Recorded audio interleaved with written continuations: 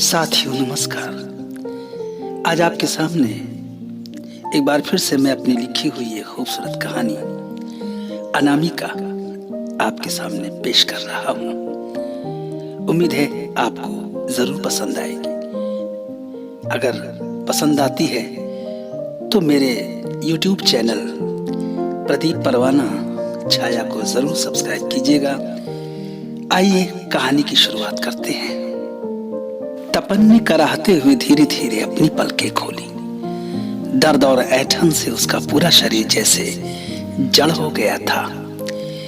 किसी तरह उसने अपनी गर्दन घुमा के आसपास का जायजा लेने की कोशिश की। चारों तरफ एंटीबायोटिक दवाओं की तीखी गंध से उसका सिर जैसे चकरा गया। उठने की कोशिश भी की लेकिन उठ न सका।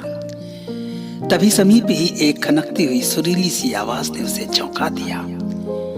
लेटे रहिए, उठिए मत। आपके कमर और जांघ में गहरी चोटें आई हैं। आप मेडिकल ट्रीटमेंट पर हैं। ओह, कौन? कहाँ हूं मैं? यहाँ कौन लाया मुझे? तपन अस्फुट स्वरों में बड़बड़ा उठा। उसके कंधे पर रेशमी हाथों का दबाव पड़ते ही वो फिर निढाल बेड पर लेट गया। चिट की आवाज के साथ ही नाइट लैंप चमक उठा। कमरे में चारों तरफ रोशनी ही रोशनी बिखर गई। सामने घुटनों से नीचे तक लहरा रहे मखमली खुशबूदार गाउन में एक खूबसूरत युवती नजर पड़ते ही तपन को जैसे झटका सा लगा।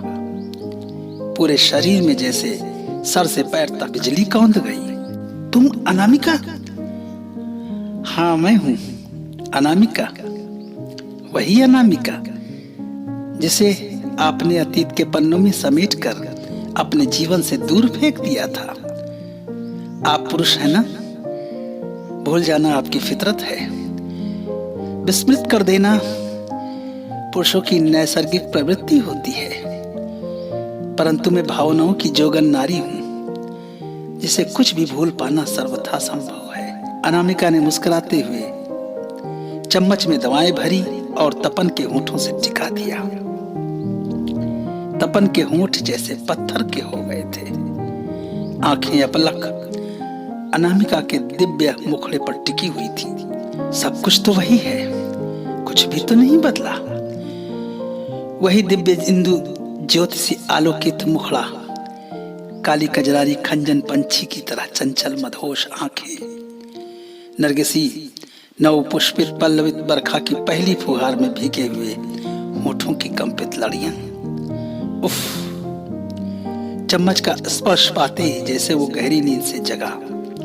उसने हड़बड़ाकर अपनी पलकें झुका ली और गटागट दवाएं पीने लगा। उसके मस्तिष्क पर रात में घटी सारी दुशह घटना का दृश्य चित्रपट की तरह खींचता चला गया कि किस तरह वो उस राहगीर के हाथों से बैग छीनकर भागा था और अपने पीछे चोर चोर की आवाज सुनते ही उसके पैरों में जैसे बिजली सी गति समा गई थी। परंतु दुर्योग ने उसे भागने नहीं दिया था। वो कोई प्रोफेशनल चोर तो था नहीं, ना ही चुराने, छीनने और भागने का सलीका पता था उसे। कुछ ही दूरी पर सामने से आती एक तेज गति के कार से टकरा गया था वो और चीखते हुए उछलकर सड़क के एक किनारे गिर गया था। पथरीले धरातल पर उसका सिर टकराते ही वो जैसे संज्ञा शून्य हो गया था। उसके बाद उसे कुछ याद नहीं, कुछ भी याद नहीं कि आगे उसके साथ कैसे और क्या हुआ। माँ, माँ, मेरी माँ! वो निरीह अबोध बच्चों की तरह रो पड़ा। दोनों हथेलियों से अपनी आंखें ढांप ली। अनामिका ने उसके हाथों पर अपना हाथ रख दिया। माँ ठीक है, माँ को कुछ नहीं हुआ। वो पास वाले महिला वार्ड में भर्ती है। उसके ट्रीटमेंट में 4 नर्सें और एक डॉक्टर्स की टीम लगी हुई है। ये सुनते ही तपन ने बच्चों की तरह अनामिका के हाथ थाम लिए। कहाँ है माँ? यहाँ कैसे पहुंची? मैं हॉस्पिटल कैसे पहुंचा? ये सब क्या है? तपन ने एक ही सांस में अनामिका के सामने प्रश्नों की बौछार कर दी। अनामिका पूर्ववत अपनी मृदुल मुस्कान के साथ चम्मच धोते हुए सिरहाने टेबल पर रखकर बोली, कल रात तुम बैग छीनने के बाद बदहवास जिस कार से टकराए थे वो कार मेरी थी। तपन की आंखें जैसे फटी की फटी रह गईं। तो तुम्हारी कार? यह हॉस्पिटल भी मेरा है। मैं यहाँ की CMS हूँ और मेरे अधीनस्थ 16 नर्सेज और 9 डॉक्टर काम करते हैं। ईश्वर की कृपा से मेरे पास आज सब कुछ है, कार, बंगला, नौकर, चाकर, धन दौलत। बस ये कहते कहते अनामिका का गला भर आया, आंखें छलछला उठी जैसे किसी ने सीने पर अंगारे रख दिए। बस तुम नहीं हो। अंतिम वाक्य पूरा करते करते वो तपन के सीने से जैसे लता बेल की तरह लिपट गई। तपन ने अंतर्मन की पीड़ा और पश्चाताप से अपने होंठ भींच लिए। उसने चाहा कि अपनी बाहों में अनामिका को समेट ले, लेकिन चाहकर भी उसकी बाहें कांपती रहीं। उसके हाथ नहीं उठ पाए। अनु, धीरे से तपन के होठों ने पुकारा। अनु का नाम सुनते ही जैसे अनामिका के निर्जीव शरीर में प्राण तिरोहित हो गए। उसने झटके से अपना सिर उठाया। उसकी भीगी हुई आंखों में जैसे सावन की घनघोर बारिश में एक बिजली सी कौंध गई। सारा तन मन रोम रोम आलोक से दमक उठा। अनु, तुम भूले नहीं मेरा नाम? उफ, सदियों से मेरे कान तरस रहे थे इस बोल को सुनने के लिए। आज लगता है जैसे तुम्हारे खामोश होठों ने अचानक अनु के फूलों से सदियों पुराने रिश्ते फटते जख्मों को छू लिया हो। सारी पीड़ा खत्म, सारी वेदना विलुप्त। तुम कॉलेज में हमेशा मुझे अनु ही कह बुलाया करते थे। मैं हमेशा तुम्हारी चाहत और आरज़ू में डूबी रही और तुम्हारे जवाब की प्रतीक्षा करती रही, मगर तुमने कभी मेरे प्रेम रहस्य पर से पर्दा नहीं उठाया। मैं कल आज और कल की आग में जलती रही, तुम्हारे पीछे दौड़ती रही, लेकिन तुम न कभी रुके, न कभी तुमने मुझे पलट कर देखा। हमारा रिश्ता सिर्फ कॉलेज की पढ़ाई और क्लास नोट्स के लेन देन पर ही सांस लेता रहा। एक वक्त ऐसा भी आया कि पापा का ट्रांसफर होने के बाद हमें भी अपनी जिंदगी, अपनी अधूरी खुशियां, अपनी भूख और प्यास दूसरे शहर में धकेल देनी पड़ी। हम बिछड़ गए, बिछड़ते गए, लेकिन मेरी आत्मा ने तुम्हें कभी कालचक्र के कुहासों में खोने नहीं दिया। कहते कहते अनामिका फिर रुआंसी हो गई। भरे हुए गले में शब्दों के जाल फंस के टूट गए।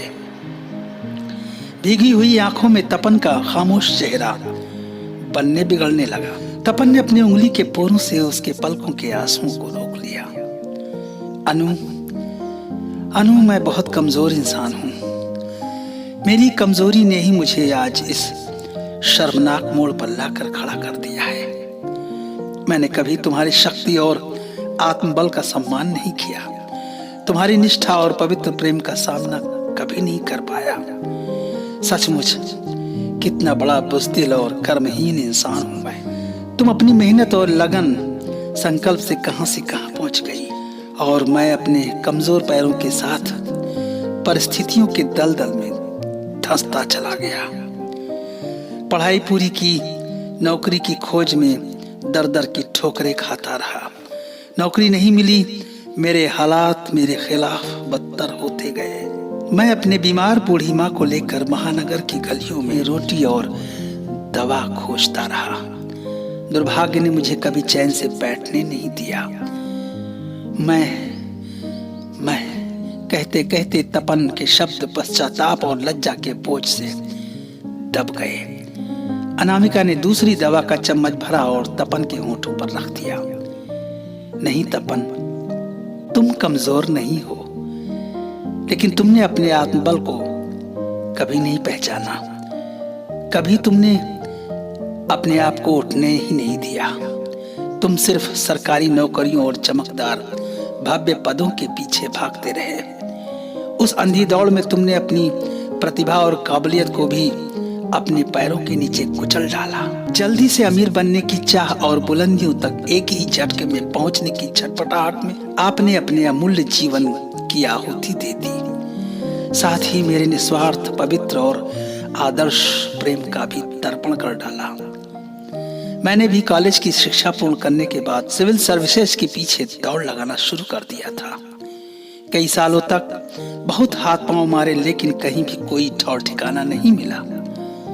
अंत में मैं भी थक हार कर बेरोजगारी का लेबल लेकर बेकारों के लाइन में लग गई। सोशल साइट से लेकर राजनीतिक मंचों तक सत्ता, शासन, प्रशासन को रात दिन कोसने लगी। बेरोजगारी और बेकारी पर नए नए भाषण लिखने लगी। लेकिन मैंने अपना आत्मबल नहीं खोया और ना ही खुद को कभी कमजोर होने दिया। धीरे धीरे फिर हिम्मत जुटाई और दशा बदलने के लिए अपनी दिशा बदलनी शुरू कर दी।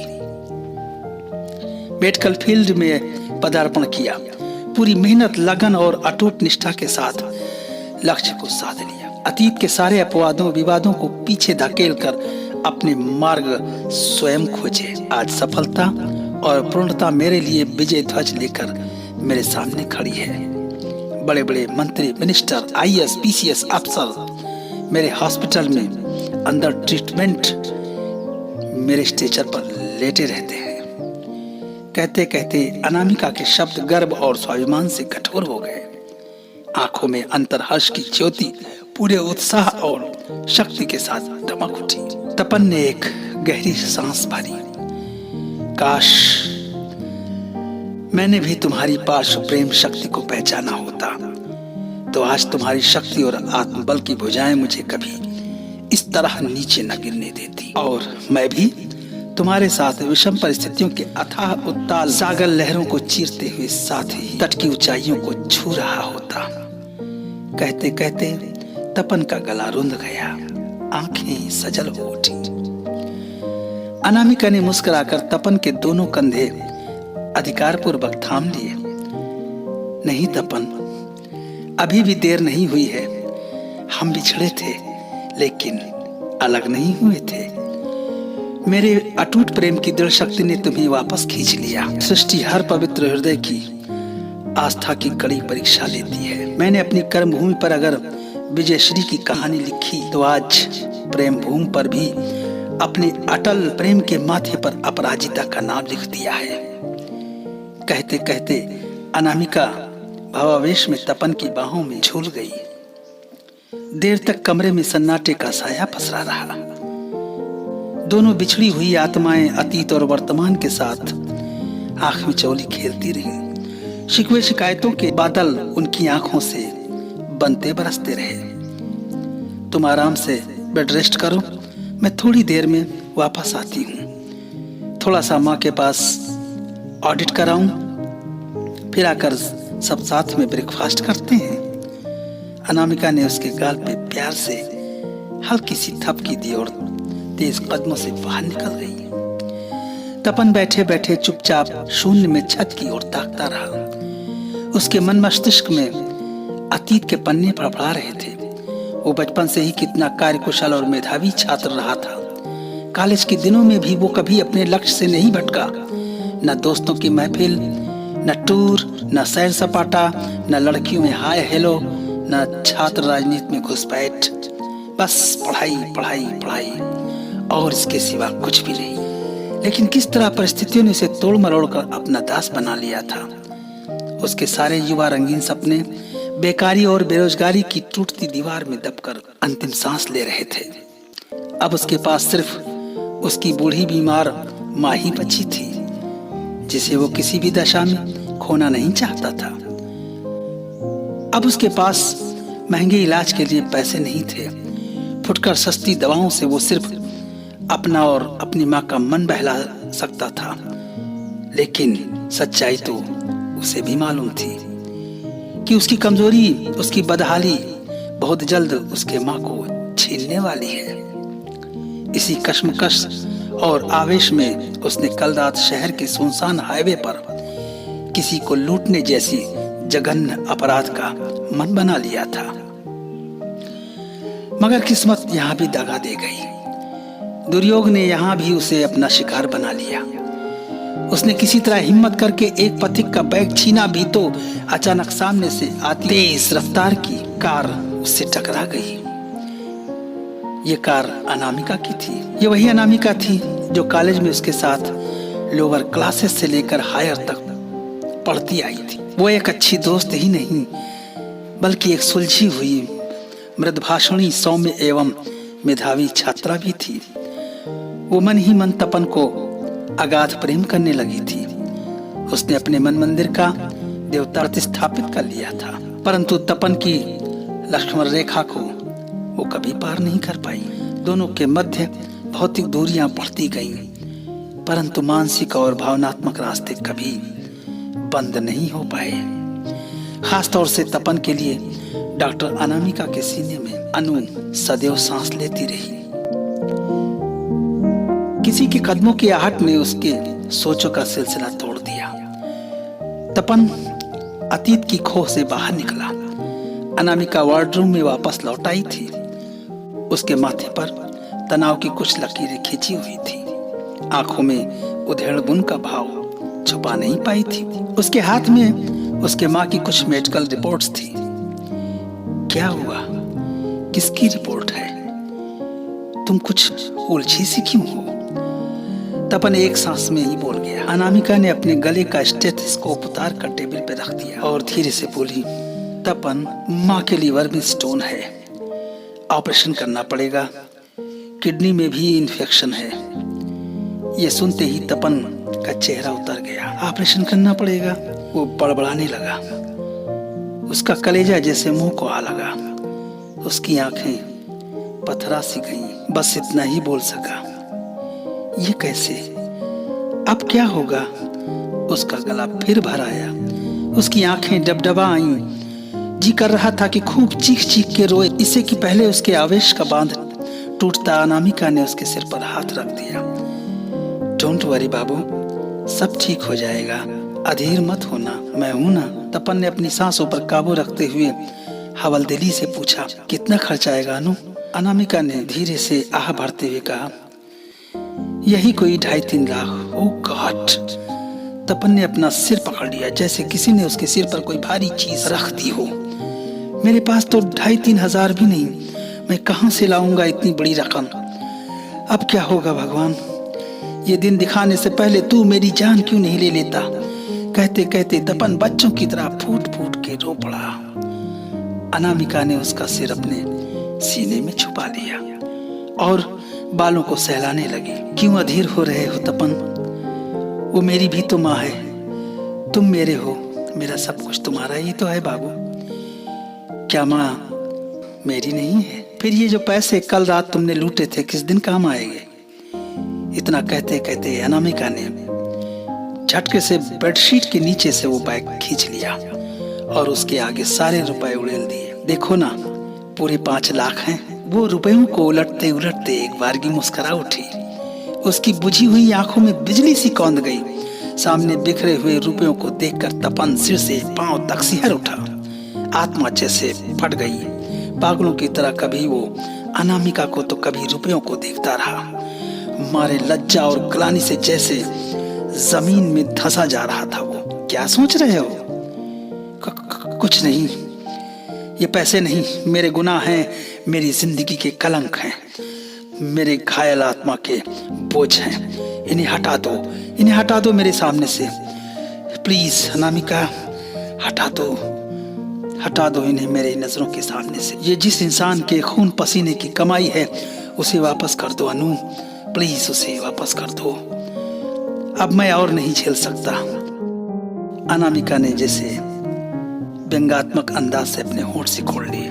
फिर माँ का ऑपरेशन कैसे होगा? अनु ने जैसे उसकी दुखती रग पर उंगली रख दी हो। वो तिलमिला उठा। प्लीज अनु, मैं माँ के इलाज के लिए खुद को बेच दूंगा, गिरवी रख दूंगा, लेकिन अब इस पाप को नहीं छूंगा। मैं बहुत कमजोर इंसान हूँ, खुद पर भरोसा नहीं। सिर्फ तुम ही मुझे इस दलदल से दोबारा गिरने से बचा सकती हो। मैं मजदूरी कर लूंगा, भीख मांग लूंगा, खुद को बेच दूंगा, लेकिन अब नहीं गिरना चाहता अनु, नहीं गिरना चाहता। कहते कहते तपन ने अपना गीला मुखड़ा दोनों हाथों से ढक लिया। अनामिका खड़ी मुस्कुराती रही और उसके सिर पर उंगलियां फिराती रही। फिर दृढ़ स्वर में बोली, तुम्हें इसकी जरूरत नहीं पड़ेगी बाबू, मैंने सारा प्रबंध कर लिया है। कैसे, कब, कहाँ? तपन उतावला उठा, जैसे डूबते हुए का हाथ किसी से टकरा गया हो। अनामिका ने सारे रुपए इकट्ठे किए और सलीके से बैग में रखते हुए बड़े ही प्यार से सुरीले अंदाज में कहा, बाबू ये पैसे भी मेरे ही हैं। मतलब ये कि तुमने कल रात जिसे लूटा था वो मेरा ही अकाउंटेंट था। मैंने इन पैसों को बैंक में जमा कराने के लिए साथ लिया था, लेकिन मेरी कार खराब हो गई थी, इसलिए कहीं बैंक मैनेजर कल संडे की छुट्टी में घर न चला जाए। अकाउंटेंट के हाथों पैदल ही इस बैग को मैनेजर के घर भेज दिया था। बाद में जब मेरी कार ठीक हुई तो उसी रास्ते से पिक करने के लिए उसे मैं पीछे पीछे आ रही थी, जब बदहवासी में भागते भागते तुम मेरे कार से टकरा गए थे। अनामिका रव में कहती गई और तपन बेसुध पागलों की तरह सुनता गया, जैसे वो ज्ञान शून्य हो गया था। उसके कान बजने लगे थे। आत्मा पश्चाताप और ग्लानि की झंझावात से जूझने लगी थी। उसे समझ ही नहीं आ रहा था कि वो हंसे या रोए। भाग्य ने उसे पुनः अद्भुत को चक्र में फांस लिया था, जैसे होनी का तमाशा चल रहा था। दो आत्माएं अनगढ़ जुआरियों की तरह भाग्य से चौसर खेल रही थी।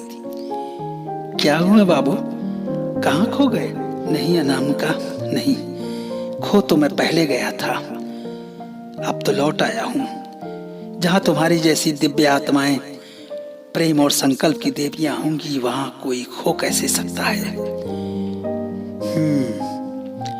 अब मैं तुम्हें खोने भी नहीं दूंगी। अनामिका ने भावुक होकर उसके हाथ थाम लिए। बेटा, तभी अचानक कमरे में माँ की आवाज सुनकर तपन चौंक उठा। सिर उठाया तो माँ खड़ी मुस्कुरा रही थी। माँ तुम यहाँ? ठीक तो हो? तुम्हें चलना नहीं चाहिए, डॉक्टर ने तो मना किया होगा ना? हड़बड़ाकर तपन अपने बेड से उतरना चाहा, लेकिन माँ और अनामिका ने लपक कर उसे वापस रोक लिया। नहीं बेटा नहीं, मेरी तो एक ही असली डॉक्टर है, वो है ये बिटिया रानी अनु। इसने तो मुझे 6 घंटे में ही जीवन दान दे दिया। अब मैं बिल्कुल ठीक हूँ, मुझे कुछ नहीं हुआ है। माँ द्रवित हो उठी और प्यार से दोनों को सीने से चिपका लिया। सच माँ? हाँ बेटा, ये सब तो अनु ने तुम्हें प्रायश्चित की आग में तपा कर फिर से निखारने के लिए कहा था। मुझे कोई रोग ही नहीं, बस साधारण सा बुखार और बढ़ती उम्र की कमजोरी थी बेटा। तपन ने अनामिका की ओर असीम पूज्य दृष्टि से देखा। वो शरारत से मंद मंद मुस्कुरा रही थी। फिर धीरे से तपन के कान के पास जाकर वो हल्के से फुसफुसाई, लुटेरे, तुमने तो मुझे बहुत पहले ही लूट लिया था। ये लूट तो वापस मिल गई, लेकिन उस लूट का सूद ब्याज अभी वसूलना है मुझे।